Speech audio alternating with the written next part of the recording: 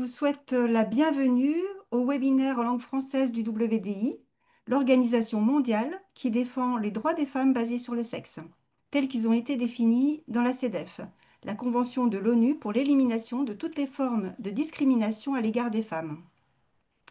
C'est pour cette raison que le WDI est à l'origine de la Déclaration des droits des femmes basée sur le sexe, parce que les femmes et les filles subissent des violences en fonction de leur sexe, et non en raison du sentiment qu'elles auraient d'être des femmes ou des filles.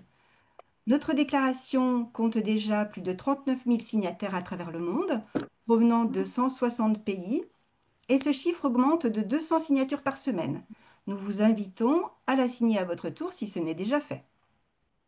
Notre déclaration se compose de 9 articles, parmi lesquels l'article 9 qui réaffirme le besoin de protection des droits de l'enfant.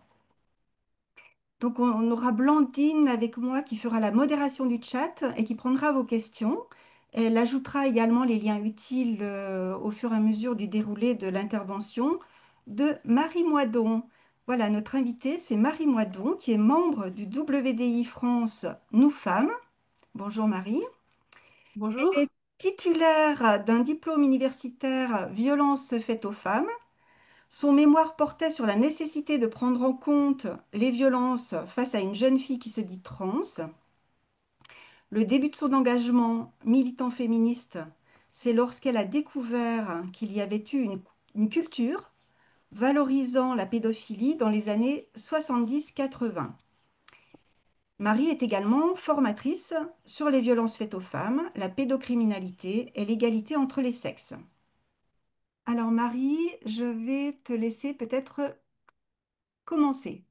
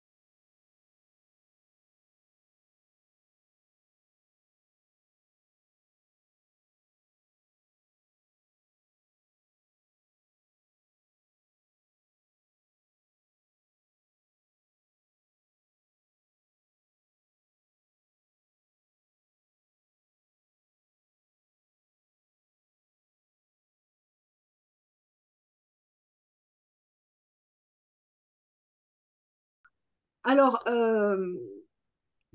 ce livre, il circulait parce que auprès de gens très bien, hein, enfin, en fait, parce que l'insoumission, on trouve ça sympa. C'est des gens qui aimaient pas forcément l'école, bon, mais en vrai, la plupart des gens, ils trouvaient que le titre était sympa, mais ils lisaient pas le livre en entier. Et moi, je l'ai lu en entier, le livre. Et en fait, ça craint vraiment. Et quand j'ai croisé plusieurs fois des gens des éditions Time Party, je leur ai dit, mais enfin quand même, vous l'avez réédité en 2014, ce bouquin. Vous avez fait une préface. Pourquoi est-ce que dans cette préface, parce que moi je suis pas pour la cancel culture, il faut rééditer les choses, mais pourquoi est-ce que vous n'avez pas dit, bah en fait, on se désolidarise de certains des propos de Catherine Baker. Mais non, il n'y a rien de marqué par rapport à ça. Et j'ai jamais pu savoir pourquoi il ne s'était pas désolidarisé. Alors, on va vous mettre le lien du bouquin de Catherine Baker, hein, qui est affreux, mais bon. Et puis, il y avait un autre livre qui circulait dans les mêmes réseaux, en fait, c'est Yves Bonnardel, qui est un grand admirateur de Catherine Baker. C'est un type qui est vraiment dans les milieux militants, avant-gardistes, machin. Pendant des années, il avait prôné l'antispécisme, et puis maintenant, bah, l'antispécisme, c'est reconnu par plein de gens. Alors, j'ai l'impression qu'il a voulu se mettre dans une nouvelle avant-garde. Et maintenant, son truc, c'est la domination adulte. Donc, aux éditions Myriadis en 2015, il a sorti La domination adulte contre l'oppression des mineurs. Alors lui, il se dit pas ouvertement pédophile, contrairement à Catherine Baker, où on comprend dans ses écrits qu'elle a quand même une certaine attirance. Mais les références de Yves Bonnardel sont des militants pédophiles, et si on lit entre les lignes, on voit que bon, il a une vraie sympathie. Voilà. Donc ça, c'est pour dire que cette culture pédophile des années 70-80, elle a continué à sévir. Et vous allez avoir le lien du livre d'Yves Bonnardel dans le chat, jusqu'aux années 2010. Et donc, suite à ça, j'ai fait des recherches, j'ai écouté, j'ai lu beaucoup de récits de victimes, j'ai lu des écrits militants aussi, et aussi des recherches en sciences sociales. Alors, le lien avec le transactivisme, pourquoi j'en parle aujourd'hui, c'est parce que quand des années après, j'ai découvert l'offensive du transactivisme sur les enfants, je me suis rendu compte qu'il y avait une conception de l'enfance commune. Enfin, ça m'a rappelé enfin, ça m'a vraiment rappelé cette culture pédophile parce que c'est la même conception de l'enfance, des bases idéologiques communes, un héritage commun. Alors en premier, je vais vous parler du vécu de qu'est-ce que les victimes de ces années-là ont vécu et qu'est-ce qu'il y a de commun dans leurs récits, puisque j'ai vraiment repéré des points communs. Et ensuite, dans un deuxième temps, je vous parlerai de la stratégie politique de ces militants pédophiles. Voilà. Alors, donc, on va passer à la diapo 4. Qu'est-ce qu'elles vivaient, du coup, ces victimes de cette mouvance dans les années 70-80 et peut-être même après? Bah, elles vivaient ce que vivent toutes les victimes, c'est-à-dire la rencontre avec un agresseur qui a une stratégie. Et cette stratégie, elle est universelle, hein. Il s'agit de repérer une victime et puis de mettre en place les conditions pour passer à l'acte en isolant la victime et en la dévalorisant, et de passer à l'acte en faisant quelque chose d'absolument terrorisant pour la victime. Et évidemment, assurer son impunité en inversant la culpabilité, en recrutant des alliés et en verrouillant le secret. Alors ça, c'est commun à tous les agresseurs, hein, que ce soit des violents conjugaux, des violeurs, des pédocriminels. En fait, c'est commun à tous les agresseurs. Mais les agresseurs, malgré tout, ils s'adaptent à leur milieu et à leur époque. Et ils tirent profit de tous les éléments de leur environnement. Et dans les années 70, ben en fait, il y avait une proximité avec, enfin, ça faisait pas longtemps, mais 68, qui était quand même un mouvement pour la liberté. Et notamment, il y avait aussi des revendications des jeunes. Enfin, à l'époque, en France, la majorité était à 21 ans. Donc voilà. Et les pédophiles, ils s'engouffrent, donc les militants, ils s'engouffrent dans la brèche et ils parlent de liberté des enfants. Ils vont utiliser, en fait, ils vont surfer sur la vague de mai 68, où il y avait quand même des choses assez intéressantes, pour dire, bah, en fait, non, mais c'est pour la liberté des enfants, c'est contre l'ordre bourgeois, etc. Et ils vont complètement nier l'enfance et l'existence de spécificité de l'enfance. Alors, comme je vous disais, d'abord l'agresseur, il repère une victime. Et dans ces années-là, ils vont la séduire en utilisant ses besoins spécifiques, notamment d'attachement et de sécurité affective. En fait, on a une citation de Vanessa Springora, parce qu'en fait, voilà, elle parle en fait du manque d'amour Et en fait, quand Maznev arrive, alors voilà, je vais. Vanessa Springora, en 2020, elle a écrit Le consentement. C'est dans lequel elle raconte en fait les violences en fait de Maznev, hein, enfin la relation qu'elle avait avec Maznev où elle est, il allait utiliser en fait toute cette séduction.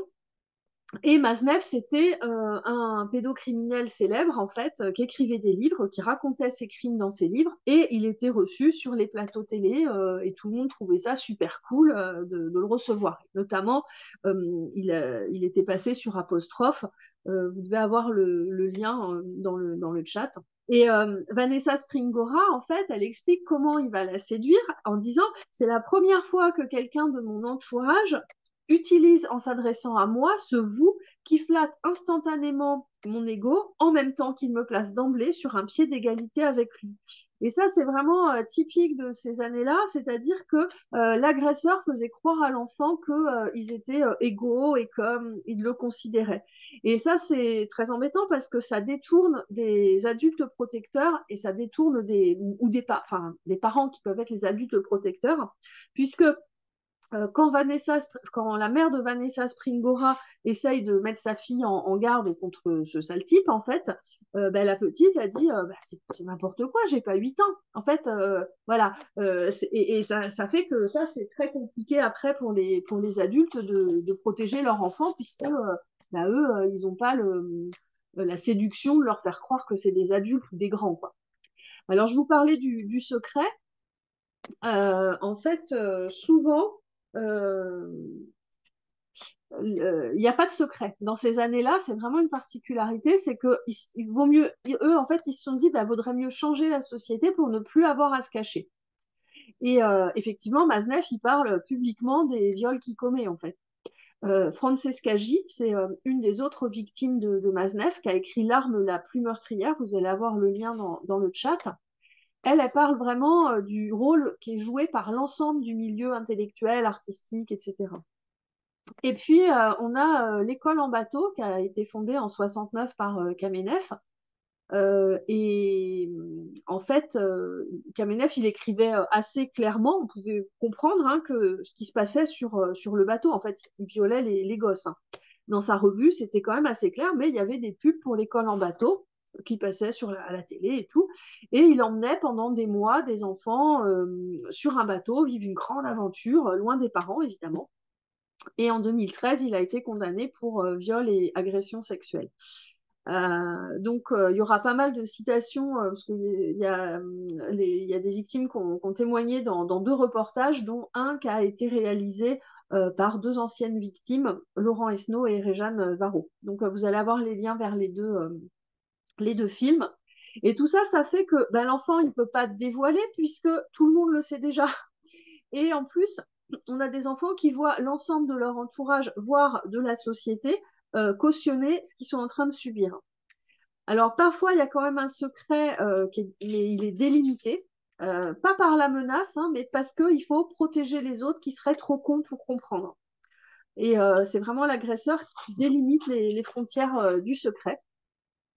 Eva Ionesco, elle a réalisé en 2008 un film qui s'appelle My Little Princess, dans lequel elle raconte son enfance où elle vivait chez sa grand-mère. Et en fait, sa mère, c'était une espèce d'artistouille du milieu branché parisien qui faisait des photos. Et on a vraiment l'impression qu'à un moment donné, elle se dit ah tiens, j'ai laissé un truc chez ma mère, ça pourrait me servir. Et le truc en question, c'est sa fille. Et elle se met à faire des photos pédopornographiques de sa fille, qui plaît énormément à tout le milieu branchouille. Voilà. Et à un moment donné, elle dit dans le film, elle dit à sa fille, tu dis rien à mamie, c'est un secret entre nous. Bon, jusqu'ici rien de nouveau, hein. Mais c'est surtout qu'elle dit, elle comprendrait pas. Donc ça, on voit vraiment. Et de la même façon, en fait, la mère de Vanessa Springora, au départ, elle n'est pas d'accord, mais elle finit par s'accommoder de la présence de Maznev et elle finit par dire à sa fille que bon, quand même, les grands-parents ne doivent pas savoir. Et c'est vraiment le pédocriminel qui délimite les frontières. Et ce qui fait que si le secret il est délimité comme ça, en fait, l'enfant il est isolé du reste de la société dans un groupe qui ne partage pas les valeurs de l'ensemble de la société et donc dans une sorte d'élite. Et ce secret, ce qui avait de particulier, c'est qu'il ne s'était pas dit clairement aux enfants, c'était sous-entendu. On savait qu'on ne devait rien dire parce qu'il ne fallait pas choquer les bourgeois, les réacs, les coincés. C'est vraiment une innovation, c'est suggéré. On comprend qu'il y a une vérité inaccessible au plus grand nombre. Et ça, un ancien élève, un ancien élève de l'école en bateau dit, par les discussions à bord, euh, on comprenait que quand on sortait du bateau, c'était pas forcément bien compris par l'extérieur, ni même compris du tout. Donc, pour éviter les complications, le plus simple, c'était de pas en parler. Et il y a aussi une peur. Le secret, il est aussi parce que les enfants ont peur de trahir ceux qui veulent notre liberté. On ne va pas trahir quelqu'un qui fait ça pour notre bien et pour notre liberté. Donc, les enfants peuvent se sentir redevables et on ne peut pas se révolter contre quelqu'un qui veut notre liberté. Enfin, c'est impossible, en fait.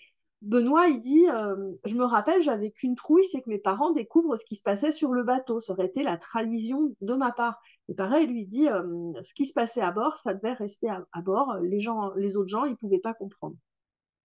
Alors tout ça, ça fait que ce qui est secret, c'est pas l'acte, c'est la version de la victime. Et donc, elle est complètement piégée parce que les gens, ils savent que les actes ont lieu, il voit la victime qui semble aller bien, voire qui dit agir librement, qui joue le bonheur parce que en fait, il faut pas trahir, il faut pas vexer l'adulte qui dit vouloir notre liberté. Et la victime, elle peut être amenée à dire publiquement qu'elle est d'accord. Donc après, c'est très compliqué de revenir sur ses dires. Et la victime est coincée pour pas paraître inconsistante. Alors, Judith Godrèche, en 2023, elle a réalisé une série qui s'appelle Icon of French Cinema, euh, dans lequel elle raconte en fait qu'elle était en couple avec un adulte, hein, Benoît Jacot, et en 2023, elle a porté plainte contre Benoît Jacot et Jacques Doyon. Donc, on voit que l'enfant ne dit pas du tout ce qu'il a au fond, en fait.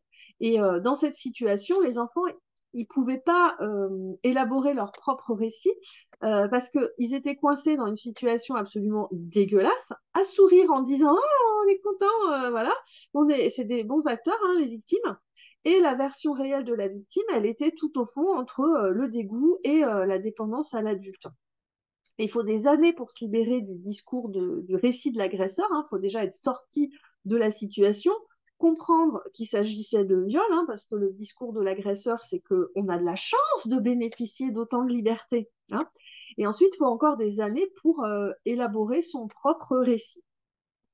Parce qu'en plus, ça c'est un des élèves de l'école en bateau qui dit ça m'a beaucoup troublé, questionné, et je me disais je suis pas normale parce que en plus on est censé aimer le cul dans ces années-là. Enfin, désolé de dire comme ça, mais en fait, les enfants qui aimaient pas, en fait, il y avait un problème. On est censé aimer ça, c'est bon. Donc là, l'enfant, il se dit, je suis pas normal.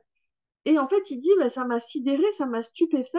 Mais pour moi, j'ai pas crié parce que c'était pas vraiment une agression, parce que pour moi, c'était quelqu'un de gentil, voilà. Et puis ensuite, pour élaborer son propre récit, il faut avoir compris pourquoi on n'a pas pu appeler au secours, pourquoi on n'a pas saisi les mains tendues, parce qu'il y avait des gens quand même qui essayaient de venir et de dire il y a quelque chose qui n'est pas normal, qui essayaient de venir en aide à ces enfants, de les protéger. Et en fait, ce qui était terrible, c'est que ces adultes, les enfants, les nommaient avec les mêmes mots que l'agresseur. Alors que, en vrai, enfin voilà, c'était des coincés, des réacs, des bourgeois, etc. Et ça, c'est assez terrible. Il y avait une espèce de double pensée. Alors, la conclusion à en tirer, c'est de façon générale, quand on dit il faut écouter les concernés, oui, d'accord, mais les concernés qui sont sortis de la situation, hein, parce que vraiment, moi, ça me rappelle complètement quand j'entends des survivantes de la prostitution qui disent, mais à l'époque, je disais que c'était génial, etc. Parce qu'en fait, et c'est exactement la même chose qu'ont subi les victimes des pédocriminels de ces années-là, c'est qu'en fait, le propre récit de la victime, il peut être élaboré qu'une fois sorti de la situation et une fois qu'on a fini par comprendre pourquoi, en fait, on tenait ce discours-là. Mais on va en reparler par la suite de tout ça. Je vous parlais du recrutement d'alliés. Bah, l'agresseur, il recrute des alliés. Là, le recrutement, il est massif, hein. Même le 27 janvier 77, dans Libé et Le Monde, il y a une pétition rédigée par Maznef qui a été publiée, signée par plein de gens.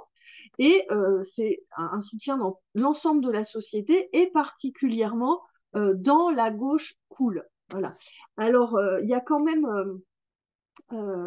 Pierre Verdrager qui a écrit Le Grand Renversement. Vous allez avoir le lien, hein, deux liens vers ses travaux. C'est un sociologue, c'est super intéressant parce que lui, son sujet d'étude, c'est cette mouvance-là. Donc, quand je l'ai découvert, ça m'a évidemment beaucoup intéressé. Et en fait, lui, ce qu'il dit, c'est qu'il y avait aussi une part de l'extrême droite, en fait, qui soutenait tout ça, avec des fantasmes un peu différents. À gauche, la gauche cool, moi, ce que j'appelle la gauche cool, c'était plutôt un fantasme de pseudo-égalité, on joue à être égaux, ce qui n'est pas du tout vrai, hein, et à l'extrême droite, c'était plutôt un fantasme de l'enseignement, je vais te faire découvrir quelque chose, sachant que c'est pas aussi séparé que ça, parce que par exemple, Kamenev, il avait aussi ce fantasme-là du mentor qui apprend tout aux enfants. Enfin, voilà. Et donc, évidemment, comme c'était toute l'élite qui trouvait ça génial, bah, l'agresseur, il était du côté de la bien-pensance et son pouvoir était renforcé. Il arrivait même à recruter des parents qui, au départ, n'étaient pas d'accord.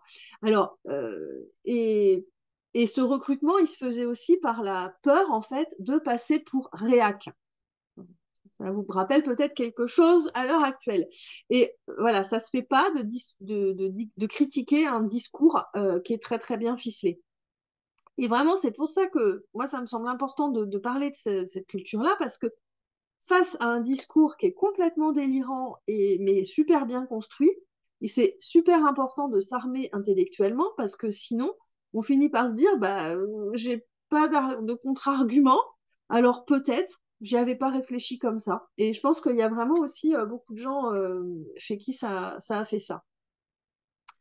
Alors, je vous disais que les agresseurs, ils dévalorisent les victimes, hein. Dans ces années-là, il y avait vraiment une dévalorisation par comparaison avec un agresseur qui se sentait grandi. Il s'agissait de s'entourer d'enfants et de se sentir grandi par comparaison avec eux. Et c'est complètement délirant parce qu'évidemment que les enfants, ils admirent les adultes qui sont autour d'eux et en plus qui paraissent cool parce que déjà c'est facile d'être admiré par les enfants, mais en plus si on est cool, bah, c'est encore plus facile. Et ben en fait ces gens-là, ils prenaient l'admiration des enfants pour une preuve de leur propre grandeur. Et en fait, en comparaison, les enfants étaient dévalorisés.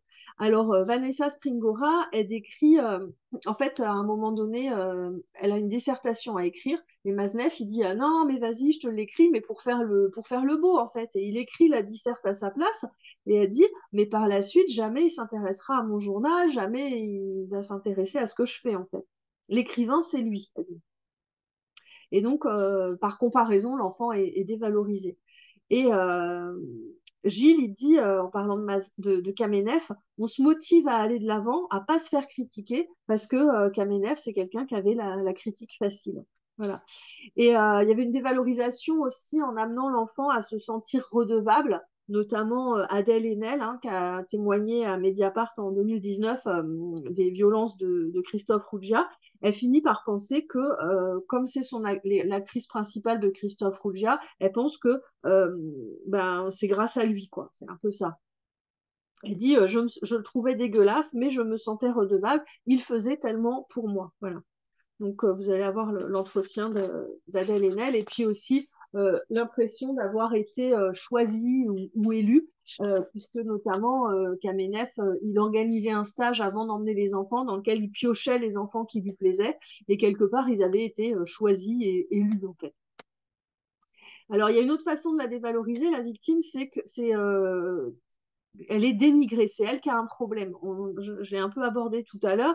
Elle n'est pas assez libérée. Dans le film My Little Princess, on voit Irina Ionesco, donc, qui est super bien incarnée par Isabelle Huppert. qui rechigne à... La petite, elle rechigne parce qu'une photo particulièrement impudique et elle rechigne. Et là, on a la mère qui dit je savais pas que tu étais inhibée comme ça. Alors, quand on connaît pas quand on n'a pas connu ces années-là, en fait, on voit pas la violence de cette phrase, mais en vrai, être coincé, c'était vraiment être une merde. Et, euh, et en fait, dire ça, c'est vraiment lui dire, enfin, si on est inhibé, c'est la pire des insultes, en fait, hein, dans ces années-là. Et voilà. Et puis il y avait aussi une dévalorisation par la haine de l'enfance, hein, sur l'école en bateau. On reprochait aux enfants d'avoir des besoins d'enfants comme celui de voir ses parents. Voilà. Je vous parlais de l'inversion de culpabilité. Il y avait aussi une négation. Là, c'était plutôt une négation de culpabilité. Il y a un exemple assez marquant, enfin, assez révélateur. C'est un des victimes de Kamenev qui raconte que sur le bateau, il vient voir l'enfant, il le touche d'une façon totalement inappropriée, ce qui provoque chez ce pauvre petit garçon une réaction physiologique. Et ensuite, Kamenev lui fait croire qu'il aurait normalement dû avoir honte de cette érection, et il fait semblant de le rassurer en disant mais non, mais t'inquiète pas, c'est normal, etc. Donc en fait, là, c'est vraiment une façon d'invisibiliser complètement son crime. Et du coup, l'enfant, de nouveau, se sent redevable parce que quelque part, il était fautif, mais le gentil Kamenev l'a rassuré. Vous voyez cette perversion, et ça, c'était quelque chose d'assez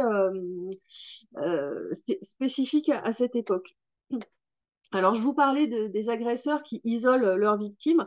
Bah, cet isolement, c'est un isolement par rapport à la loi, par rapport à l'ensemble de la société réac, hein. C'est vraiment un isolement de type sectaire. Et les victimes, elles étaient souvent dans une forme de double pensée enfermée dans leur tête, hein, c'est-à-dire je hais ce qui m'arrive, c'est les adultes en qui j'ai confiance qui me le font subir, et ceux qui dénoncent, c'est des abrutis. Voilà, cette double pensée. Voilà, il faut couper le cordon avec le reste de la société. Et puis aussi, notamment sur l'école en bateau, on comprend bien que les enfants, ils étaient isolés de leur famille. Et Baptiste, il dit, en parlant de l'école en bateau, il dit, quand on a 10 ans, on est en énorme demande d'affection. Et là, l'affection qu'on pouvait recevoir, c'était dans les rapports sexuels avec les adultes. Donc voilà, cet isolement, ça participe vraiment de la stratégie de l'agresseur. Et, euh, et Jérôme Stéphan, il dit quelque chose d'assez intéressant. Alors, Jérôme Stéphan, c'est l'avocat de Gilles. Gilles, c'était une des victimes de Kamenev, qui a continué, qui est resté sur le bateau, qui n'est jamais parti, et qui est devenu adulte et qui est devenu lui-même agresseur. Et Jérôme Stéphan, il dit, il y a différentes étapes par lesquelles vont passer les enfants et qui vont les amener à considérer finalement que tout ça, c'est la norme. Et effectivement, hein, même sans devenir agresseur, beaucoup de victimes avaient l'impression que c'était la norme, d'autant plus s'ils avaient été complètement isolés. Et ça va même les amener à considérer que tout ce qu'ils vivent, ils le vivent sans contrainte et volontairement. Et ça, c'est vraiment typique de la stratégie de l'agresseur de ces années-là. Alors évidemment, le pouvoir sur les victimes, il est complètement renforcé. Et moi, il y a vraiment deux auteurs qui m'ont aidé à comprendre, parce qu'on parle souvent du psychotrauma sur les violences sexuelles, et c'est hyper important, mais la psychologie sociale, ça explique énormément de choses. Et notamment Jean-Léon Beauvois et Robert Vincent Joule, qui ont écrit La soumission, enfin plusieurs livres, hein, dont La soumission librement consentie, Petit traité de manipulation à usage des honnêtes gens. Eux, ils parlent pas de violence sexuelle, hein, ils parlent de techniques de manipulation, mais ça éclaire énormément sur beaucoup de situations et surtout sur les situations de cette mouvance-là. Alors, l'idée, c'est que pour manipuler, en fait, une contrainte directe, c'est facilement repérable. Donc, il vaut mieux donner l'illusion de liberté. Et en fait, il montre qu'il n'y a pas forcément besoin de donner un ordre pour qu'une personne fasse ce qu'on veut. Premièrement, il faut commencer par donner l'impression que l'autre agit librement et ensuite lui faire faire quelque chose qu'il n'aurait pas fait sans notre influence. Et ça peut être, et même c'est mieux si c'est une action qui n'est pas conforme à ses goûts, à ses valeurs, à ses envies. Et surtout, il ne faut pas donner de sanctions ni de récompenses explicites parce que sinon, ça permettrait à la personne de rationaliser l'acte. j'ai fait ça parce qu'on m'a forcé ou j'ai fait ça pour avoir la récompense. Donc, il vaut mieux éviter les sanctions et les récompenses explicites.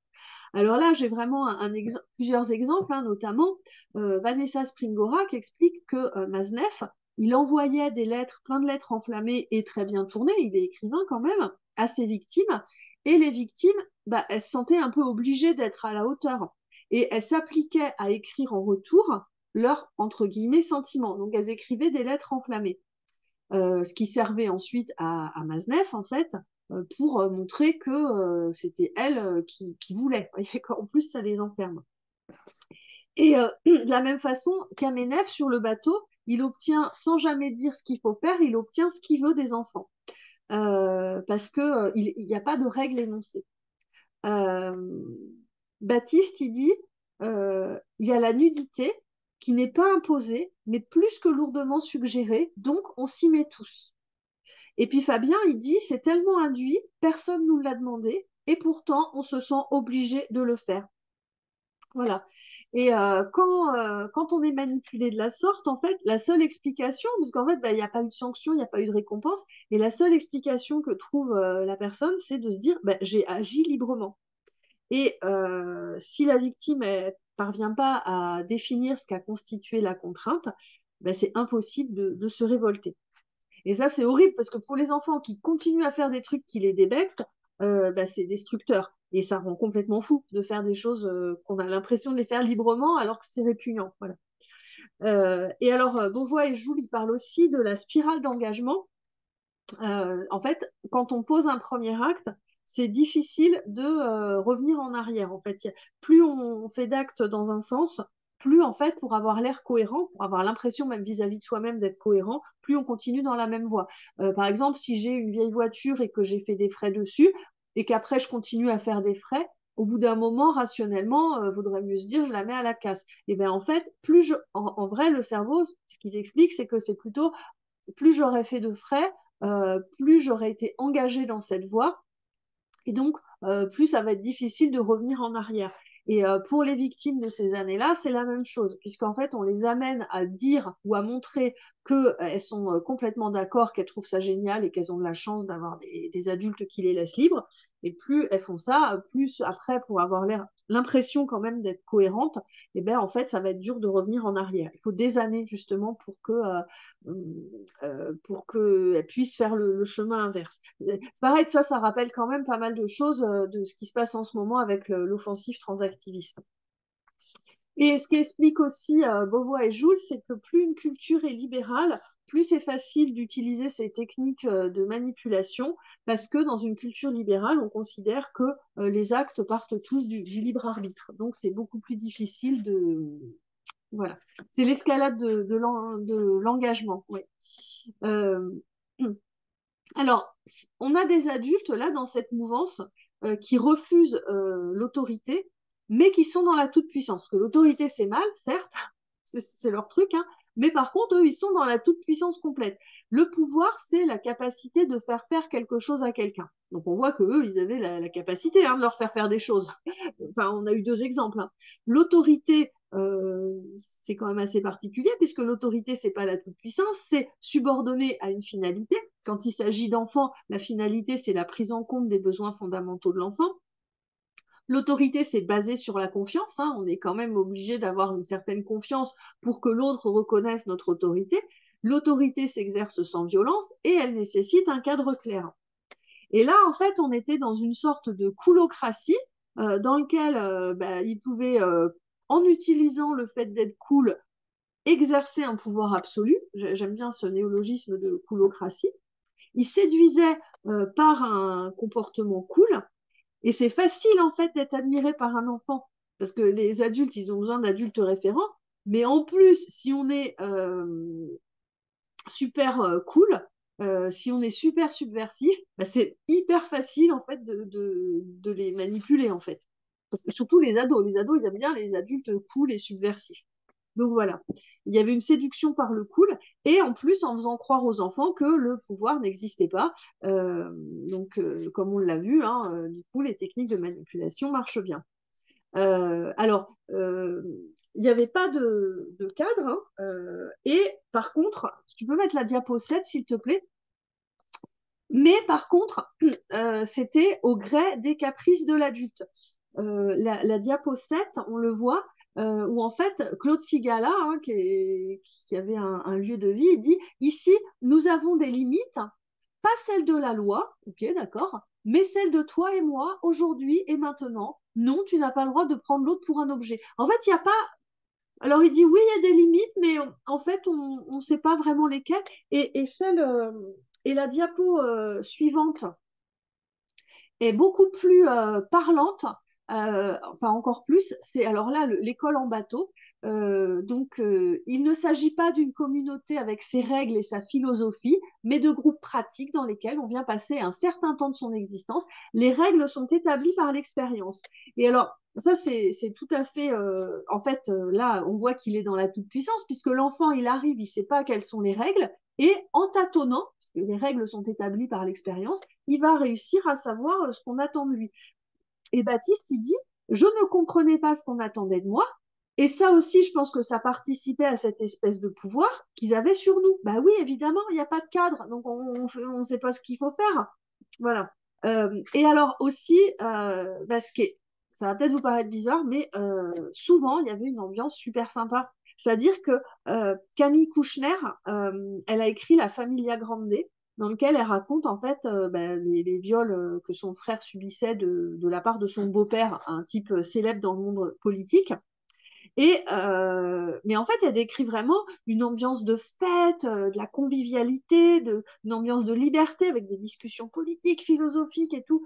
Et, euh, et c'est très bizarre en fait, parce que ouais, il y avait une ambiance sympa et ça enlève rien du tout à la souffrance, mais ça rajoutait à la séduction et ça rajoutait à la difficulté de dénoncer en fait tout ça.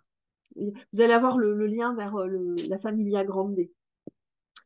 Alors, il s'agissait maintenant les parents là-dedans. En fait, beaucoup de parents essayaient de protéger leurs enfants, hein, mais évidemment, face à une toute puissance séductrice, c'était très difficile d'exercer son autorité parentale. Euh, quand c'est la petite Vanessa qui dit à sa mère, mais j'ai pas 8 ans. Et effectivement, en fait, en replaçant l'enfant comme enfant, ben en fait, l'enfant il préfère aller vers celui qui le prend pour des grands. Voilà. Et en fait, les agresseurs, ils vont complètement saper cette autorité parentale qui permet la confiance, qui permet de protéger l'enfant, en disant, de toute façon, les parents, c'est des bourgeois, c'est des réacs, voire maintenant, c'est des cis. Voilà. Il y a vraiment un travail de sape de l'autorité parentale. Et dans ces années-là, on avait aussi des parents agresseurs ou complices. Ils disaient pas, je te livre mon gosse, bien sûr, mais ils disaient, oh, je l'autorise, mon gosse. Non, cet être libre à avoir sa propre sexualité. Enfin, c'était ça aussi, hein, ce que j'ai retrouvé des années après aussi. Pourquoi j'interdirais à cet être libre, etc. Et puis, on avait aussi des familles, des parents incestuels, hein, voilà. Donc, ça a existé aussi. Et puis, on a les parents cool. Tu peux mettre la diapo 10, s'il te plaît. Fin des années 2000, j'ai croisé des gens en fait qui faisaient partie d'un réseau de discussion sur les rapports adultes-enfants. Je l'appellerais le réseau Carotte. Et au début, j'avais l'impression que c'était le concours de l'enfant le plus mal élevé. Ils ont un site internet Enfance buissonnière. Et dans ce groupe, il y avait des mantras qui circulaient. Alors, il y avait des gens qui n'étaient pas du tout pro-pédophiles ni rien, mais il y avait quand même. Ça circulait. Enfin, en tout cas, sur le site Enfance buissonnière, c'est quand même assez marqué. Les mantras, c'était il ne faut pas éduquer, l'école c'est mal. Alors Bonardel, il a dû les croiser, hein, je pense, parce qu'il dit ils sont pas éduqués. Effectivement, hein, les enfants que j'ai croisés, il y avait personne qui leur posait de limites et c'était assez catastrophique. Et dans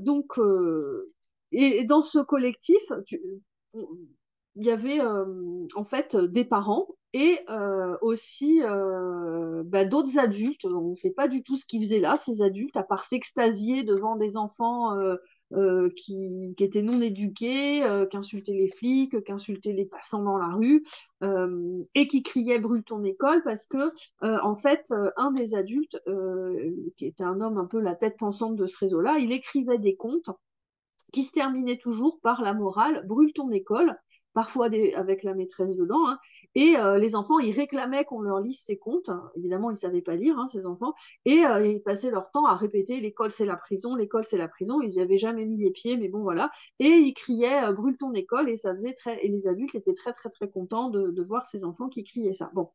Euh, donc, sur ce site de l'enfance buissonnière, je ne sais pas si tu peux mettre la diapo 11, il y a des textes qui circulent sur la non-éducation. Il y a beaucoup de textes de Baker, de Bonardel, etc. Euh, et, euh, et donc, c'était... voilà. Là, c'est un anonyme, hein, j'ai pris cette citation. Il critique le fait que les parents aient un droit de regard sur les relations sexuelles des petits, en fait, hein. Et pour eux, il y a des relations sexuelles consenties avec les enfants mineurs. Donc ça, c'est vraiment très récent, hein, c'est les années 2010.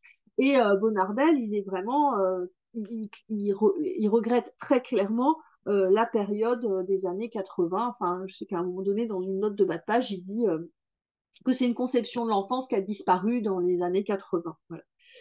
Voilà. Et après, ils vont modeler, je ne sais pas si tu peux mettre la diapo suivante, il s'agit de modeler l'enfant fantasmé. Notamment, bah, je vous ai dit, hein, Maznev qui écrivait, qui faisait en sorte que ses victimes lui envoient des lettres. Et puis, donc, l'idée, c'est... Oui, voilà, c'est celle-là, pardon. L'idée, c'est vraiment que ben, ils sont pas éduqués et on est content parce que ils vont bien. Mais on ne sait pas sur quoi ils se basent pour dire qu'ils vont bien, parce que de toute façon, si d'autres enfants disent qu'ils vont bien, par exemple, je sais qu'à un moment donné dans le livre, il dit bah oui, il y a un enfant qui dit qu'il va bien en allant à l'école, c'est forcément que cet enfant qui dit aimer l'école, il est sous la domination de la pensée dominante. Par contre, quand les enfants de son milieu disent qu'ils vont bien, et ben là, il faut les croire. Enfin, voilà. Euh, alors donc, il y a vraiment enfin, voilà, une façon de modeler l'enfant. Et Gilles, il décrit ce qui attirait Kamenev chez les enfants. Il dit il était en admiration devant les très jeunes enfants qui exprimaient des choix, des décisions. Ça l'émerveillait. Donc, en fait, on a un adulte qui clame la liberté de l'enfant. L'enfant, pour plaire à l'adulte, répète qu'il est libre ou il donne l'impression de l'être. Et donc l'adulte, il dit, bah, vous voyez, il dit qu'il est libre. Voilà. Et, et comme ça, l'adulte, il se fait croire à lui-même qu'il est face à un égal. Et on a notamment, enfin voilà, plein de gens qui s'extasient devant les enfants non éduqués. Alors on a aussi une négation de de la violence, parce qu'en fait, il y aurait des bonnes et des mauvaises victimes. Déjà, il faudrait, selon eux, distinguer, je ne sais pas si tu peux mettre la diapo 14, il faudrait distinguer les rapports, merci, les rapports, il faudrait distinguer les rapports consentis des viols. Et puis ensuite, si on a une victime qui est violée par des gens extérieurs à cette mouvance, c'est forcément des vraies victimes. Mais si c'est des enfants qui sont violés par la bande de pots de cool, enfin, des gens qui font partie de cette mouvance, ouais, mais nous, il n'y a pas de rapport de pouvoir, etc.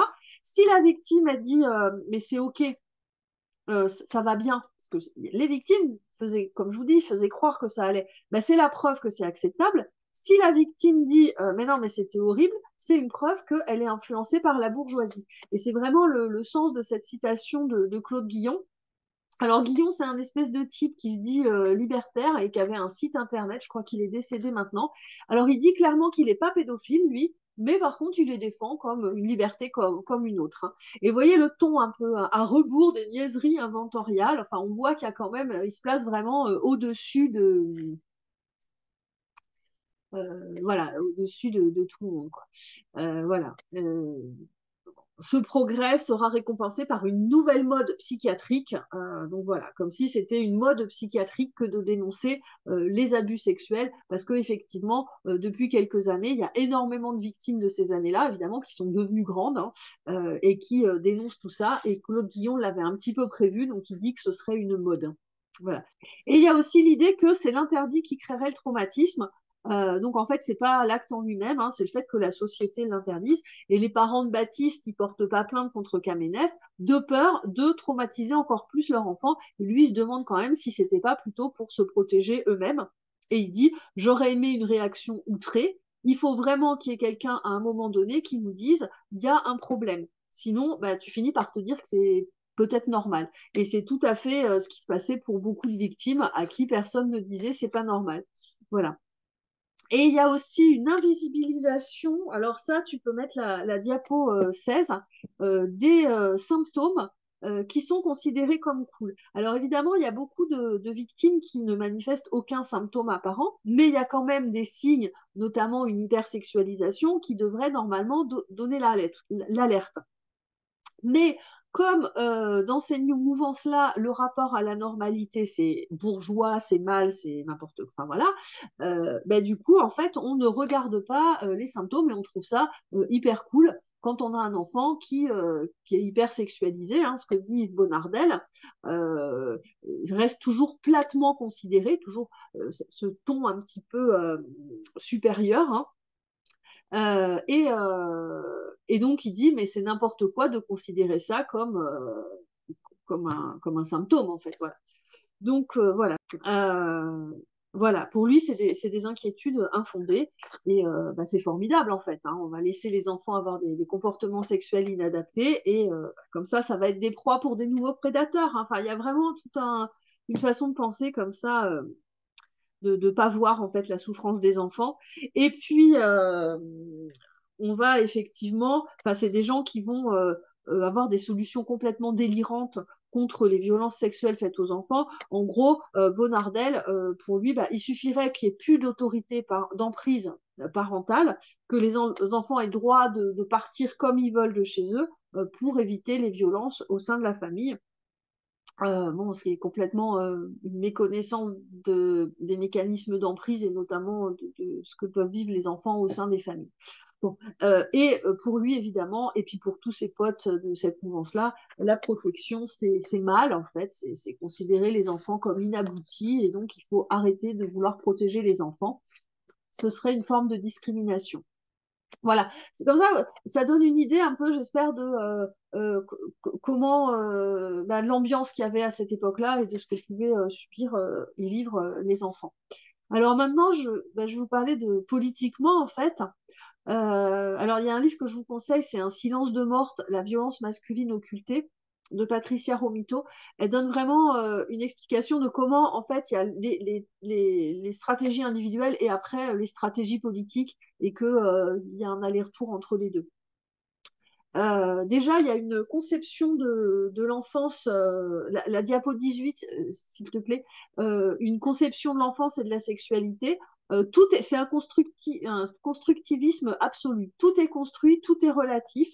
Voilà. Alors, Bonnardel, qui a l'air de tout avoir compris, hein, si nous continuons à partir d'évidence, alors évidemment, lui, au moins, il ne part pas d'évidence, hein, qu'il y aurait de toute éternité des enfants et des adultes, on pourra jamais changer le monde. Voilà. Ça, c'est sa thèse. Hein. Et puis, ensuite, en fait, la catégorie d'âge, ce serait une catégorie construite au même titre que la race, le sexe, voilà. Et puis ensuite, la diapo d'après, en fait, il dit bah, j'ai d'abord hésité, peut-être j'aurais pu faire des distinctions entre les enfants, les tout petits, les ados, les pré-ados. Et puis après, il dit oh, mais non, non, en fait, c'est de l'agisme, tout ça. Et, euh, et en fait, la diapo d'après, sa conclusion, en fait, alors là, c'est quand même assez incroyable. Sa référence, c'est René Scherrer, hein, un pédophile notoire, qui dit et à 4 ans, on peut affirmer sans hésitation que l'enfant est capable de se débrouiller par lui-même et de gagner sa vie. Parce que Yves Bonnardel, il n'aime pas l'école, mais par contre, le travail des enfants, pour lui, ça pose pas de problème, hein. Parce que les enfants sont libres, hein, faut bien qu'ils gagnent leur vie. Et si on veut qu'ils puissent partir de chez eux, il faut leur permettre en fait de trouver du travail. Donc voilà, le travail des enfants, ça ne le gêne pas du tout. Et donc à 4 ans, l'enfant est un majeur. Voilà. Il y a une incompréhension de ce que c'est que la vulnérabilité, hein. En fait, pour eux, l'enfant, il serait vulnérable uniquement en raison de sa condition sociale et pas du tout parce que, bah, naturellement, les bébés dépendent des adultes, hein, ça, voilà. Et après, ils font une sorte d'homme de paille, à savoir que si on n'est pas d'accord avec le fait qu'ils se tapent des gosses, c'est uniquement parce qu'on pense que les enfants sont purs et que la sexualité, c'est mal. Voilà. J'appelle un homme de paille parce que c'est pas du tout pour ça qu'on dit qu'il faut pas se taper des gosses. C'est pas parce que la sexualité, c'est mal. Mais en fait, un homme de paille, ça consiste à, quand on peut pas détruire l'argument de quelqu'un, enfin, ou contredire un argument, en fait, on va transformer son argument en un autre argument beaucoup plus facile à contredire, et c'est ce qu'on appelle un homme de paille. Voilà. Donc, et donc une négation complète des caractéristiques de l'enfance. Et en fait, en gros, alors on va mettre la diapo 22 quand même. Euh, tant Alors, il y a celle-là, donc ça, c'est la citation de Claude Guillon, donc en fait, où là, il dit que, bah, en fait, ceux qui veulent pas que les enfants, enfin, qu'on se tape des gosses, c'est parce qu'ils trouvent que la sexualité, c'est mal. Et celle d'après, la citation d'après, en fait, en gros, ce que dit Bonardel, c'est que pour éviter les violences sexuelles sur les enfants, ben, en fait, il faut arrêter le joug adulte et ça leur permettra de vivre, de décider en gros avec qui ils couchent et avec qui ils couchent pas, les enfants. Voilà. Donc, enfin, je sais pas si vous voyez quand même, il n'y a pas trop besoin de lire entre les lignes pour comprendre son positionnement quand même, hein. Voilà. Et puis, alors je vais vous parler de Jean Bérard qui a écrit Jean Bérard, il a écrit un texte qui s'appelle De la libération des enfants à la violence des pédophiles. C'est un historien, son texte est vraiment très intéressant. Et en fait, il s'est intéressé à un argument des pédocriminels pour abolir la majorité sexuelle. Alors déjà, rien que cette idée de majorité sexuelle, c'est un terme de pédophile, puisque en fait, il n'y a pas de majorité sexuelle. C'est-à-dire, la majorité sexuelle, ça ferait croire que les enfants en dessous d'un certain âge, ils n'ont pas le droit. Mais non, en fait, ce qui est interdit en dessous d'un certain âge, c'est de se taper des gosses. C'est un interdit qui porte sur les adultes, pas sur les enfants. Enfin bon. Et donc, en fait, eux, donc ces pédocriminels, ils veulent abolir la majorité sexuelle. Et leurs arguments, c'est les enfants sont capables de consentir. Donc ça, on le retrouve hein, dans plein d'écrits, hein, Guillon, Scherrer, enfin, voilà. Et distinguer la sexualité avec les mineurs du viol, hein. Alors ça, il y a la diapo 23 où Claude Guillon, il dit s'il s'agit de violence, de rapports sans violence physique particulière, comme si il pouvait y avoir, comme si un rapport avec un enfant pouvait être non violent. Enfin, en soi, c'est violent en fait. Enfin, c'est hallucinant d'avoir à dire ça. Ah, donc, et le troisième argument, c'est renvoyer la responsabilité des violences les plus fréquentes au milieu familial. Et alors ça, j'ai juste montré sur la diapo 24 l'erreur de logique en fait. Parce qu'effectivement, la plupart des violences ont lieu dans le milieu familial, mais en fait, ils disent bah, la plupart des méchants sont des A, c'est-à-dire la famille. Donc, tous les A sont des méchants. Ça, déjà, non, toutes les familles ne sont pas violentes. Et donc, tous les B sont des gentils. Donc, si vous faites partie de notre communauté, enfin, eux, c'est ce qu'ils disent, hein, notre super communauté de gens cool, et eh ben en fait, forcément, ça peut être que génial. Voilà. Et puis aussi, il y a un pinaillage sur les limites. En fait, en gros, ça va être, oui, mais alors, si c'est un enfant qui a 14 ans et 364 jours, on peut pas. Et 15 ans et un jour, là, on peut. Mais en fait, juste, il n'y aurait pas besoin de mettre des seuils d'âge, en fait, si vous n'étiez pas là, bande de merde, là. Enfin, en fait, ils nous emmerdent parce que, oui, forcément, un seuil, il faut bien le fixer à un moment donné. Mais s'ils n'étaient pas là, ces pédocriminels, il n'y aurait pas besoin de mettre de seuil d'âge. Et en plus, ils pinaillent. Enfin, non, c'est ça qui est. Enfin, vraiment, ils sont pénibles, quoi. Enfin bon, plus que pénibles, d'ailleurs. Donc ils pinaillent, ils pinaillent, ils pinaillent. Et puis alors il y en a, ils disent oui, mais alors, mais non, mais en fait la puberté, elle est pas au même âge. J'ai eu cette discussion avec une femme du planning familial il y a quelques années. Elle me disait, ben non, mais en fait on n'a qu'à dire que c'est à partir de la puberté. Mais de quoi tu parles? Ben, il y a des gamines, elles ont leurs règles à 9 ans en fait. Enfin, non, il faut un âge euh, fixé par la loi. Mais vraiment, ça leur plaît pas de fixer des frontières en fait. Donc, les besoins fondamentaux de l'enfant sont complètement niés, hein, évidemment. Et ensuite, la diapo 25, voilà, c'est une citation du manifeste de Cuisa, hein, c'est publié dans Émouvance du collectif Réseau Alternative. Hein, c'était plein de lieux. Il y en a peut-être où il n'y avait pas de violence sexuelle, mais en tout cas, en lisant, on a l'impression quand même qu'il y a beaucoup de violences sexuelles. Et en fait, on voit que protection et répression, pour eux, c'est la même chose. Voilà. Euh, alors, comme je vous disais, tout ça, c'est arrivé après mai 68. Et en fait, j'ai lu Malka Markovitch qui a écrit L'autre héritage de 68, la face cachée de la révolution sexuelle. Elle est historienne et elle a retracé l'ambiance dans laquelle les gens ont vécu pendant toutes les années après 68. C'est absolument passionnant, vous allez avoir le lien. Et moi, 68, c'est mon imaginaire d'enfance parce que mon père, il me racontait tout le temps mai 68, le mouvement ouvrier. Et en fait, c'est des années après que j'ai découvert en fait qu'il y avait eu aussi un mouvement étudiant. Et c'était quoi le lien entre ces deux mouvements? Et ben, ce que je me suis dit, c'est que dans les deux mouvements, ils disaient ne pas aimer les bourgeois. Mais alors pourquoi? Qu'est-ce qu'ils leur reprochaient? Et en fait, je me suis rendu compte qu'il y avait eu un glissement sémantique du mot bourgeois. Parce que pour les ouvriers, le bourgeois, bah, c'est leur patron. Pour les étudiants, le bourgeois, bah, ça peut être leur père, par exemple. Hein. Et pour nombre d'entre eux, c'est ce qu'ils deviendront.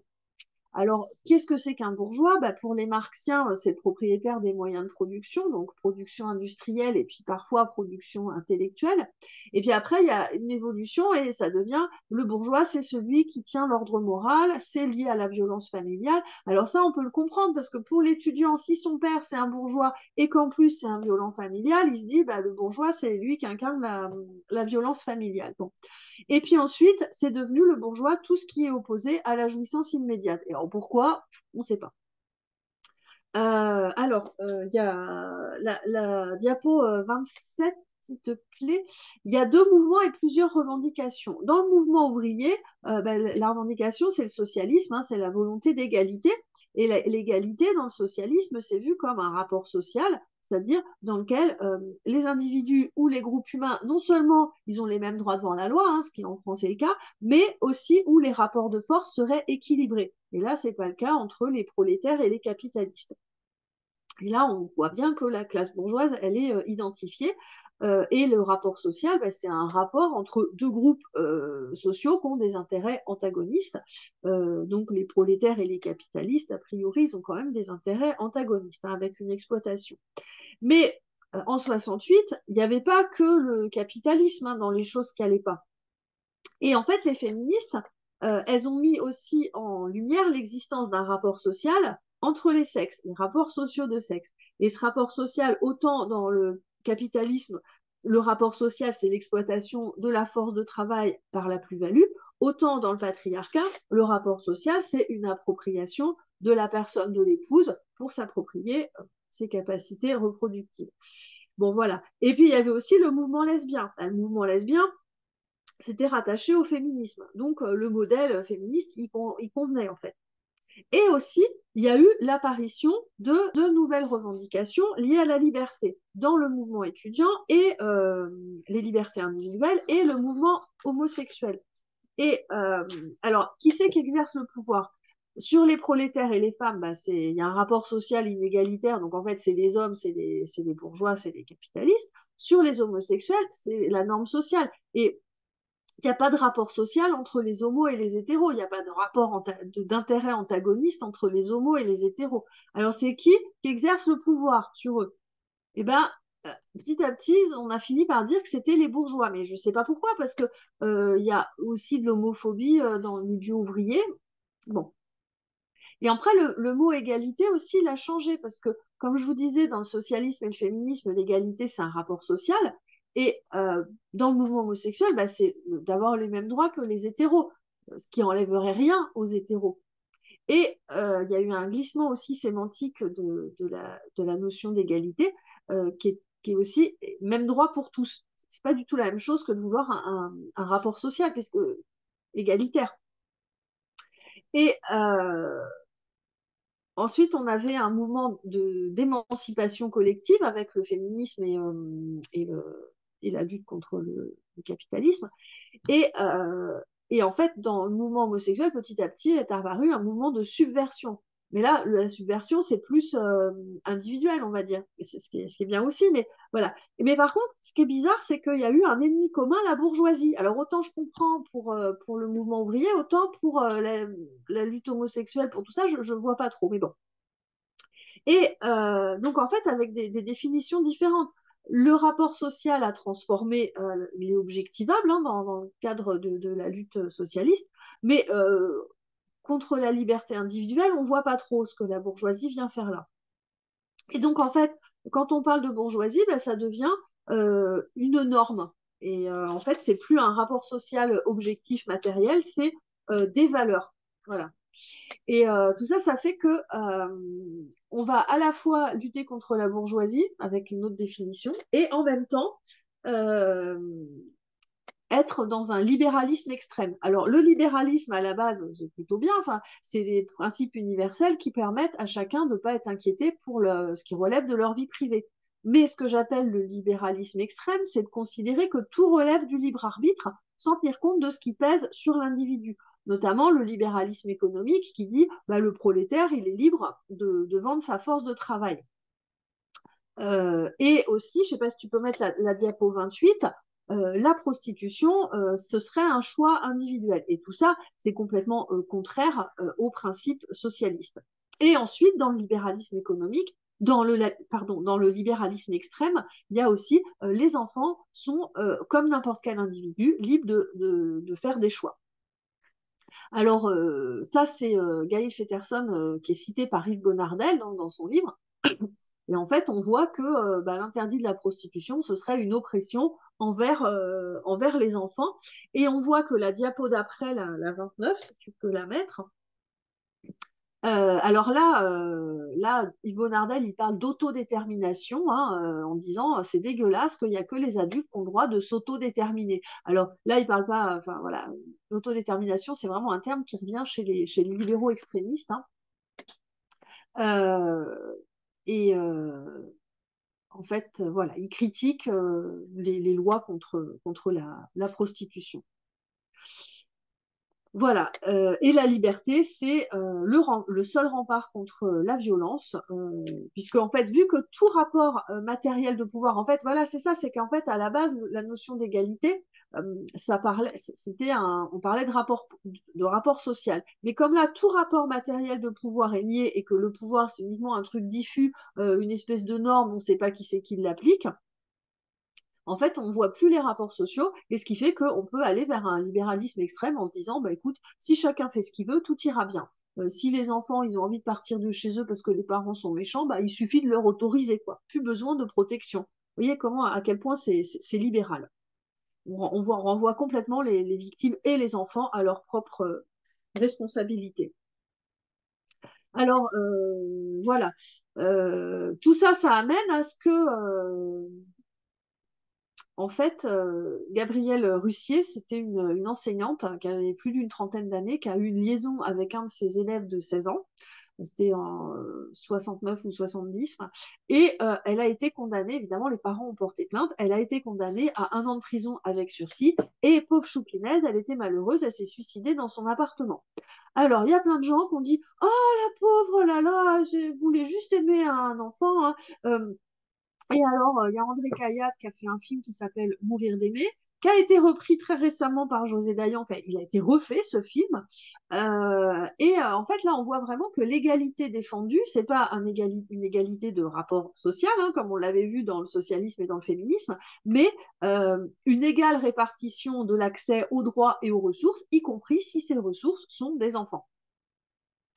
Donc voilà. Et j'en ai encore entendu parler la semaine dernière de cette pauvre choupinette de Gabriel Russier. Et souvent, en plus, l'argument, c'est ah oui, mais enfin, quand même, si ça avait été un homme, on n'aurait rien dit. Ben, j'espère que si, on aurait dit quelque chose si un prof il se tape son élève. Enfin, bon, voilà.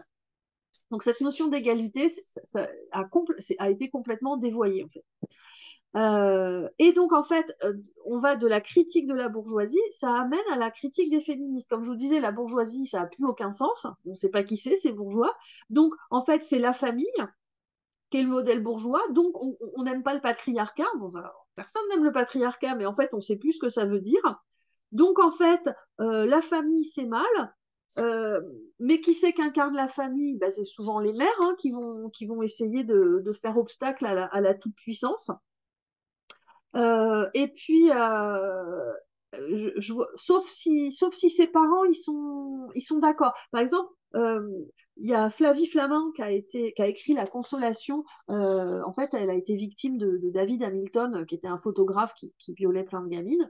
Et en fait, sa mère, elle l'emmène chez lui.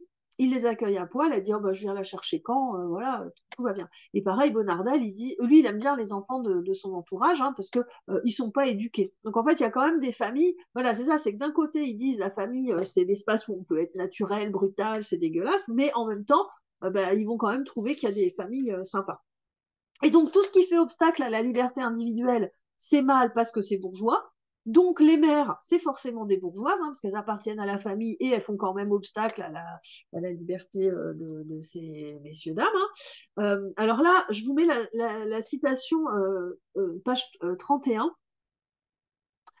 pour vous montrer un petit peu l'état d'esprit de comment on voyait la liberté. C'est-à-dire que cette pauvre Catherine Baker, elle dit quand même c'est dégueulasse, les parents ils trouveraient ça louche si je m'intéressais à leur gosse. Oui, tout à fait. Voilà. Et puis, donc, il y a une critique des féministes parce que bourgeoises, hein, et notamment Denise Bombardier, quand elle a un petit peu parlé sèchement. Enfin, voilà, elle a eu le courage, en fait, de dire à Gabrielle Maznef ce qu'elle pensait, puisqu'elle venait du Québec, elle arrivait, elle a complètement halluciné hein, de voir ce type qui racontait ses crimes, et elle est vraiment passée sur le plateau pour une réac, en fait. Hein, voilà. Alors, la subversion, à ce moment-là, c'est la norme. Il faut être subversif. Sorge Chalandon, en 2001, il a écrit un article qui s'appelle Libé en écho d'un vertige commun et qui est vraiment super intéressant parce que en fait, on voit vraiment l'ambiance qu'il y avait à Libé à ce moment-là. Et j'aimerais bien savoir l'ambiance qu'il y a maintenant parce que comme ils sont assez bienveillants envers les transactivistes, visiblement, ça n'a pas trop changé. Et en fait, pour comprendre ça, bah, moi, il y a un débat j'ai regardé plusieurs fois parce qu'il est vraiment, c'est l'origine de ce qui nous arrive aujourd'hui. C'est le débat entre Chomsky et Foucault, avec Chomsky donc qui incarne le socialisme, hein, c'est un anarcho-syndicaliste, et Foucault le postmodernisme. Chomsky, et à un moment donné, il y a un passage qui est assez intéressant parce qu'il y a Chomsky qui dit bah, les prolétaires ils font la lutte des classes parce que c'est juste, parce qu'il y a une injustice du capitalisme, et Foucault il dit bah non c'est pour gagner. Et lui, en fait, Foucault, pour lui, c'est deux clans, et chaque clan veut gagner pour avoir le pouvoir. Mais quel pouvoir, en fait? Et pour Foucault, il y a une négation complète des rapports de pouvoir matériel, c'est qu'un clan contre l'autre. Et ça, c'est assez révélateur, en fait, de ce qu'on vit maintenant. En fait, on nie complètement les rapports sociaux de sexe, etc. Et donc, on appelle ce mouvement le postmodernisme parce que, en fait, il rompt avec les principes qui étaient à l'origine les principes de gauche, hein, les principes des Lumières.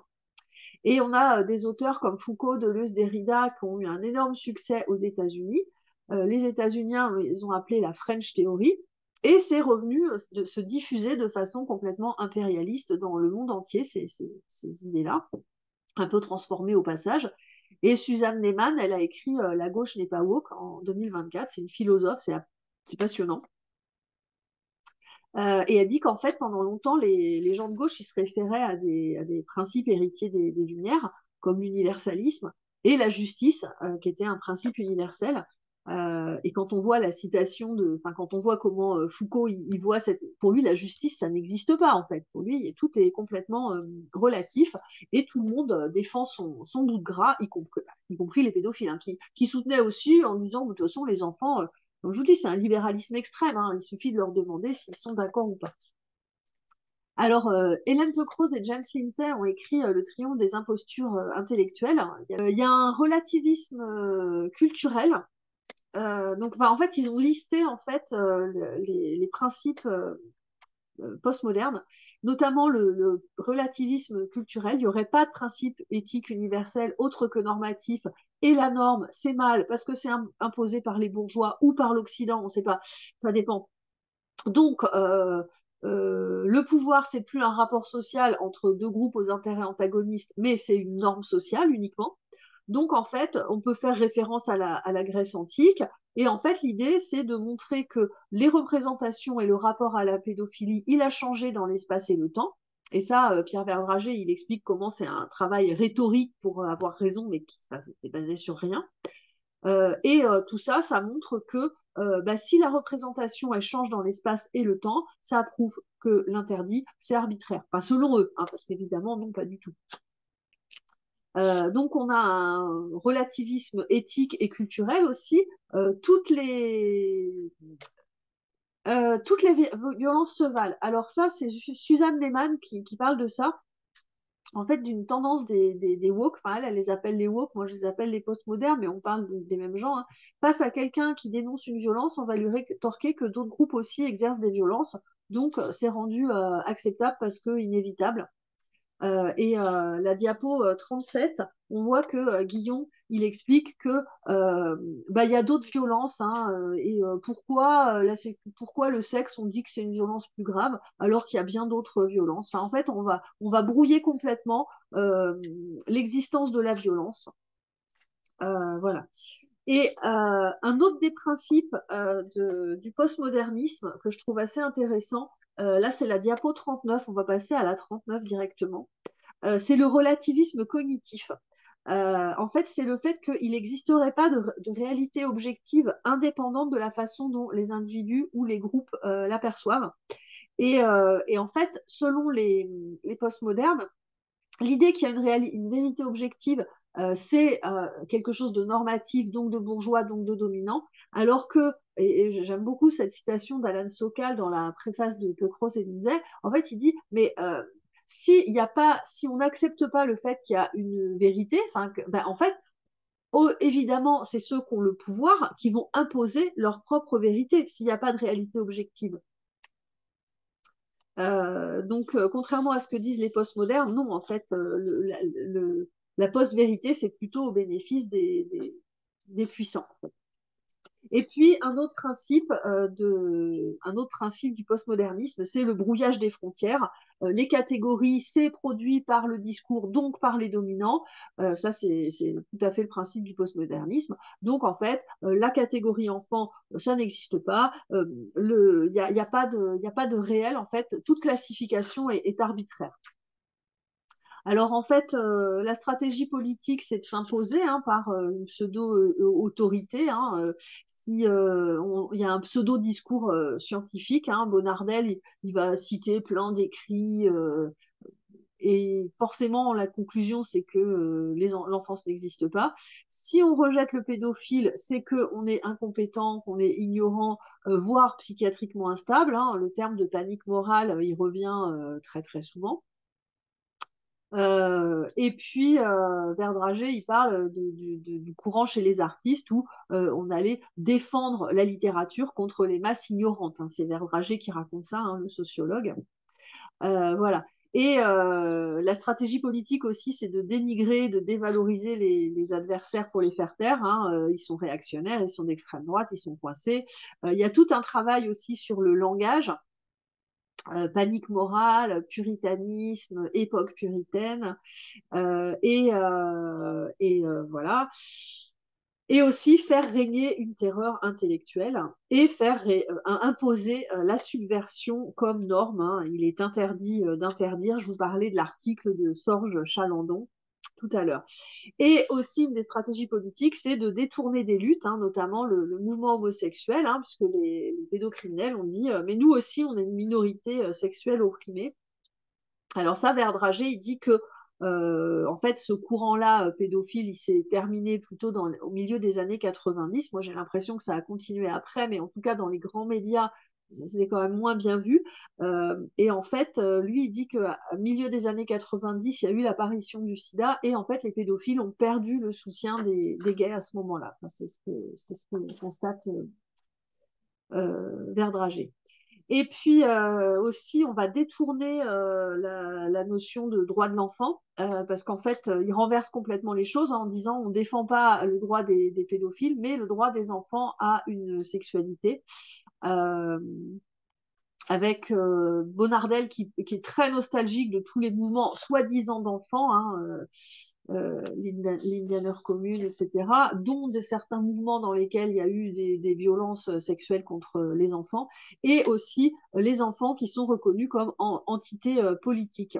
La notion de l'autodétermination, l'anti-agisme, les syndicats d'enfants, ça c'est Bonardel, il aime bien les syndicats d'enfants, qui revendiquent le droit de travailler, le droit de se prostituer, ça, là il aime beaucoup, les enfants autodéterminés, et la notion d'enfantisme. Alors ce terme-là, il y a plein de gens qui sont très bien hein, dans les mouvements qui se disent enfantistes, mais moi ça me pose vraiment problème parce que c'est construit sur la même façon que le mot féminisme, alors que ça fait comme si les enfants c'était comme les femmes une entité politique, ce qui est quand même pas tout à fait la même chose. Un détournement aussi hein, on va détourner les revendications, parce qu'en fait, dans les années en 68, il y avait aussi une revendication des ados hein, qui avaient presque 21 ans, et en fait, on va faire comme si il y avait, on allait défendre les droits des enfants, mais en mélangeant ces gens qui ont presque 21 ans avec des tout petits, en fait.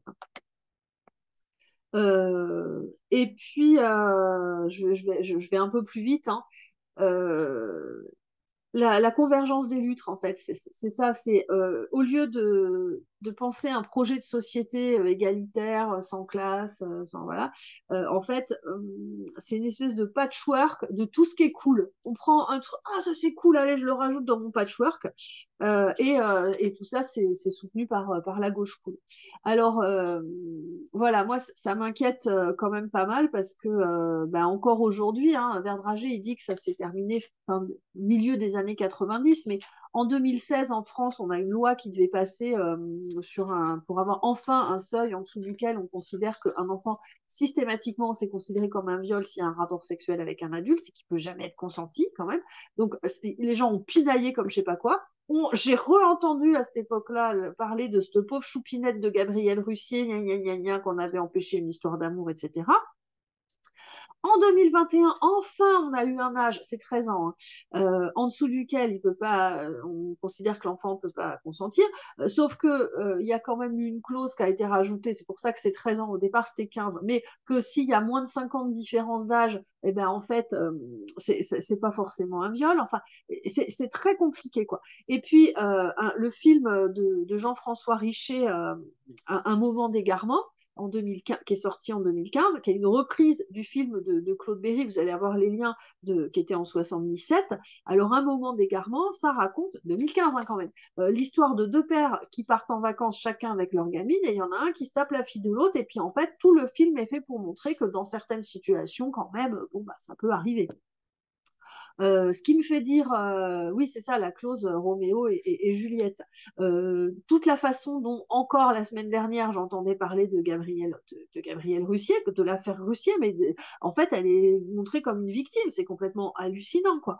Le fait que Bonardel a quand même assez récemment a sorti son bouquin, la réédition de Becker, les éditions Time Party qui continuent à diffuser ce bouquin-là.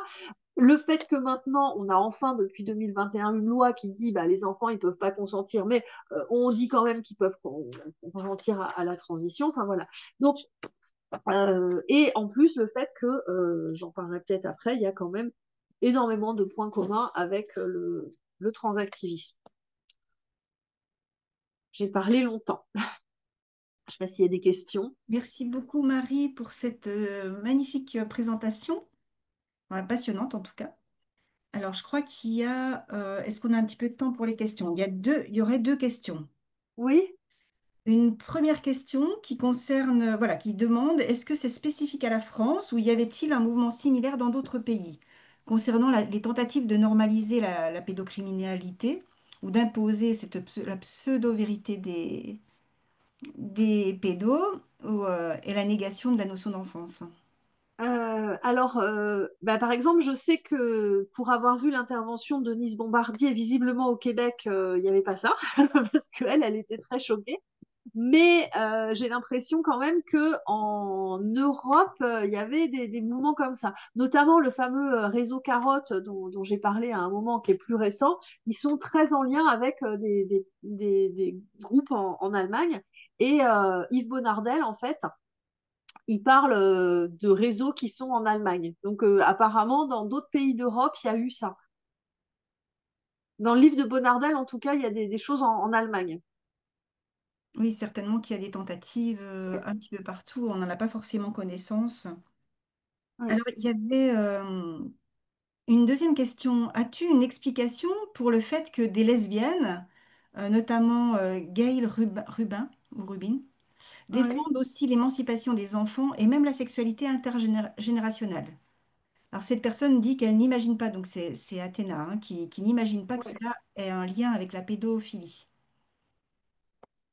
Alors, l'explication au fait qu'il y ait des lesbiennes qui soient mis là-dedans, mais Défendu. en fait, les prédateurs, il y en a de partout, en fait. Il y en a chez les hommes, alors il y en a beaucoup plus chez les hommes, mais chez les femmes, il y en a aussi. Enfin, quand on voit Catherine Baker, c'est une vraie pédatrice. De la même façon que l'autre, cette pauvre choupinette là, Gabrielle Russier, c'est une prédatrice aussi. Alors évidemment, il y a plus d'hommes. C'est 98% des agresseurs sont des hommes, mais il y a aussi des femmes. Donc Alors justement, tu parlais de Gabriel Russier. Est-ce qu'on pourrait faire un parallèle? Enfin, c'est donc Blandine qui, dans le chat, disait, est-ce qu'on peut aussi se poser la question par rapport à l'épouse de notre président? bah, après, moi, j'ai tendance à considérer que c'est aux victimes de se déclarer victimes et que c'est à lui de faire son chemin aussi, quoi. Et s'il le fait, il aura mon soutien, enfin, évidemment. Mais voilà, on peut pas imposer à une victime de, on peut lui dire, mais Oui. je suis pas la psy d'Emmanuel Macron. Enfin voilà, je suis pas dans la position de lui dire ça, quoi. Mais oui, c'est la même situation. Oui, tout à fait. Et la clause Roméo et Juliette dont tu parlais, on peut être victime en ayant un écart d'âge de 1 an ou 2 ans, comme on peut être victime au-delà de 5 ans. Enfin, cette clause, elle n'a pas beaucoup de sens, en fait. La clause. Alors en fait, on peut quand même être reconnu comme victime. En fait, la loi qu'on attendait en 2016 et qui est passée qu'en 2021, elle permettait à la victime d'éviter à avoir à prouver qu'elle avait subi menace, violence, contrainte ou surprise. Parce qu'en France, le viol ou l'agression sexuelle, c'est défini par la menace, violence, contrainte ou surprise. Et en fait, ce qu'on voulait, c'était une loi qui dise en dessous d'un certain âge, l'enfant n'a pas à démontrer la menace, violence, contrainte ou surprise parce que de fait, c'est ça. Et en fait, euh, s'il y a moins d'écart d'âge, si l'enfant démontre qu'il y a eu menace, violence, contrainte ou surprise, c'est considéré comme un viol. Mais là, en fait, c'est ça le problème, en fait. On ne Mhm. considère pas que c'est systématique. Je ne sais pas si j'ai été claire. Oui, il me semble. Euh, Oui, tu as parlé aussi des années 68, hein, tu as fait le parallèle avec la libération sexuelle, avec notamment une nouvelle injonction faite aux filles et aux femmes d'être libérées. Et toutes les personnes qui étaient, enfin les filles qui étaient coincées, eh bien c'était l'insulte suprême hein, d'être coincé. Il fallait vraiment être libéré, en fait. Mais même les petits garçons, hein, un petit garçon qui n'était pas assez libéré, il allait falloir le pousser au cul pour que voilà, il s'y mette, quoi. Enfin, c'était vraiment contre les enfants. et les femmes, quoi. Vraiment, il y avait. Alors, il y a plusieurs personnes qui demandent si tu vas écrire un livre, être publié. Ben, En tout cas, alors, je pense qu'on te encourage à peut-être je vais écrire. déjà essayer de remettre mon mémoire, parce que j'ai écrit mon mémoire de violence sur de DU, et je vais essayer de le mettre à jour, parce qu'en fait, j'aimerais bien le publier. Et je pense que je vais aussi parler dans ce mémoire, enfin, si je trouve un éditeur, je vais essayer de faire l'articulation, même si j'en ai parlé dans mon mémoire, j'aimerais bien articuler avec cette culture-là, en fait, de ces années-là. Alors, il y a une dernière question. Peut-on faire la comparaison entre les pédophiles des années 70 et les transactivistes d'aujourd'hui? Ben oui, en fait, oui, ben oui, en fait, ben, ça va être long comme réponse, mais en fait, oui, il y a plein de points communs. Un libéralisme extrême, hein, avec le consentement des mineurs à la transition, à la prostitution, à tout plein de choses. L'idée même le mot d'autodétermination, hein, il est toujours présent. On va détester tout ce qui est la protection. Il y a aussi dans ce libéralisme extrême la toute-puissance contre l'autorité, c'est-à-dire qu'on refuse l'autorité qui est protectrice et qui est pour les besoins, pour prendre en compte les besoins fondamentaux de l'enfant, mais par contre, on va être dans la toute-puissance. Notamment, il y a un passage au tout début du livre de Céline Masson et Caroline Eliachef, le Sermon d'Hippocrate, un témoignage croisé entre une jeune fille qui avait voulu transitionner et son père. Et il raconte en même temps ce qu'ils vivent. Et on voit que ce papa, il essaye de protéger sa fille comme il peut. Et ça m'a vraiment fait penser au moment où Vanessa Springora, sa mère, essaye de la protéger, puis qu'elle dit j'ai pas 8 ans. Et en fait, à côté du papa qui essaye de dire à sa fille non mais attends, avant de te faire couper les seins, avant de tout ça, peut-être on va essayer de trouver des solutions. Et cette jeune fille, elle subit une pression coulocrate de la part de l'association transactiviste. Et à un moment donné, elle dit, mais j'ose plus leur dire que j'ai des doutes parce que j'ai peur d'être rejetée. Et vraiment, il y a une similitude dans ce que décrivent en fait les victimes des transactivistes et des victimes de ces années-là, avec aussi la même chose sur le temps long. Enfin, quand je parlais de la comparaison du récit de la victime des pédocriminels des années 70 et des récits des victimes du système prostitueur, je remarque en fait la même chose chez les détransitionneuses. Cette difficulté en fait à élaborer son propre récit et puis comment on peut, en ayant affirmé qu'on était super content d'être en couple avec ce vieux, comment on peut, après avoir dit que non, non, non, je suis un garçon et j'en suis persuadée, ben, on peut pas du jour au lendemain changer de façon de faire. Mais en fait, tout ça, c'est lié aussi enfin, à des gens qui sont dans la toute-puissance et qu'amènent l'enfant à plus du tout élaborer sa propre pensée. Ce que essayait de faire justement le papa qui témoigne dans le livre de Céline Masson et Caroline Eliachef, où lui, il amène sa fille à réfléchir par elle-même, quoi. Et pareil, autre point commun, c'est la sophistication du discours qui sidère complètement les parents et plein d'adultes bah, qu'adhèrent faute de mieux. Hein. Et puis aussi, un autre point commun, c'est les pratiques sectaires, hein, la rupture avec la société qui de façon un peu élitiste. Évidemment, hein, la même, bah, c'est le postmodernisme hein, et le rapport aux catégories, hein, je l'ai dit tout à l'heure, hein, le sexe, l'âge, les catégories, ça n'existe pas, et aussi le rapport à la norme qui fait qu'on ne va pas voir les symptômes. Quand on a un enfant comme Bonardel, il trouve ça génial, un enfant qui est hyper sexualisé, on va dire mais non, il n'y a pas de symptômes parce que le symptôme, c'est un rapport à la pathologie, mais d'où tu dis que c'est pathologique, d'où tu dis qu'il y a une norme, enfin voilà, c'est un peu la façon de penser. Et de la même façon, quand on a une jeune fille qui dit être mal dans son corps, on invisibilise complètement ces symptômes. Évidemment, un autre point commun, c'est l'utilisation de la cause homosexuelle en disant nous aussi, on est comme vous, alors que ça n'a rien à voir. Et une pseudo-subversion, hein, on dit détester l'ordre bourgeois, la norme 6, etc.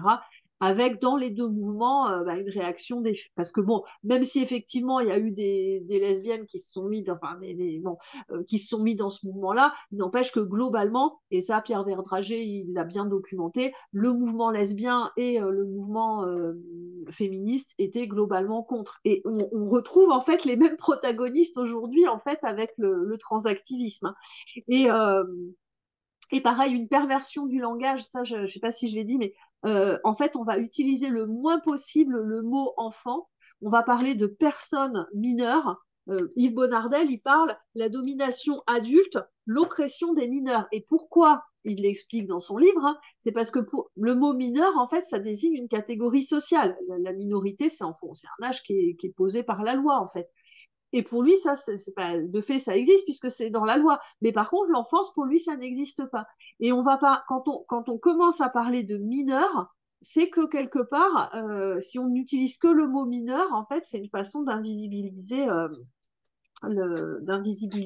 l'enfance, quoi. Voilà. Tout ça, c'est ce que moi j'ai repéré comme point commun et surtout des années pour les victimes pour se réapproprier leur, euh, leur propre récit. Et aussi dans les deux situations, beaucoup de parents qui essayent de protéger, mais malgré tout aussi des parents cool, je déteste les cools, hein. Des parents cool qui sont super contents d'avoir un singe savant, de montrer ah regardez, je suis tellement cool que mon enfant est super libéré, mon enfant est trans, ça existe aussi, même si c'est pas la majorité, mais dans les deux situations, on a ça aussi, quoi. La coulocratie existe toujours, Oui, malheureusement. malheureusement. À bas la coulocratie. Non, mais Bien. c'est terrible. On peut pas se défendre contre la coulocratie. Enfin, pour les enfants, c'est très dur parce que ça séduit et ils voient pas le pouvoir en fait, alors qu'il est là. Eh bien, écoute, Marie, je crois qu'on arrive au terme de ce webinaire. Donc, la vidéo sera diffusée sur YouTube. Vous recevrez un lien par mail et vous pourrez la diffuser. Nos premières vidéos sont déjà sur YouTube. Vous tapez WDI francophone ou nous femmes. Vous recevrez une invitation par mail pour notre prochain webinaire. Et je vous rappelle que vous pouvez signer et partager la Déclaration des droits des femmes fondée sur le sexe sur notre site du WDI, womensdeclaration.com, tout attaché. Voilà, je vous remercie beaucoup. Merci, au mois prochain. Au prochain, oui, au prochain webinaire.